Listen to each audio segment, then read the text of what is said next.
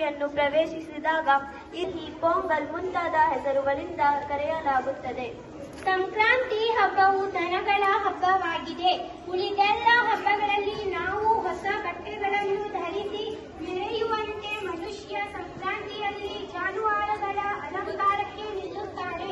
ವರ್ಷವಿಡೀ ದುಡಿಮೆಯಲ್ಲಿ ತೊಡಗಿದ್ದ ದನಕರುಗಳಿಗೆ ಪೂಜೆ ಮಾಡಿ ಅವುಗಳನ್ನು ಸಿಂಗರಿಸಿ ಮೆರವಣಿಗೆ ಮಾಡಿ ಕಿಚ್ಚು ಹಾಯಿಸಿ ರೈತರು ಖುಷಿ ಪಡುತ್ತಾರೆ. ಕಿಚ್ಚು ಹಾಯಿಸುವುದು ಎಂದರೆ ದನಕರುಗಳನ್ನು ಬೆಂಕಿಯಲ್ಲಿ ಜಿಗಿಸುವುದು. ದನಕರುಗಳ ಮೈಯಲ್ಲಿ ಜಿಗಣೆಯಂಥ ಕ್ರಿಮಿಕೀಟಗಳು ಗುಟ್ಟಾಗಿ ಅಡಗಿ ಕೂತು ಕಾಟ ಕೊಡುತ್ತಿರುತ್ತವೆ. ಇವುಗಳನ್ನು ತೊಲಗಿಸುವ ನೆಪದಲ್ಲಿ ಕಿಚ್ಚು ಹಾಯಿಸಲಾಗುತ್ತದೆ.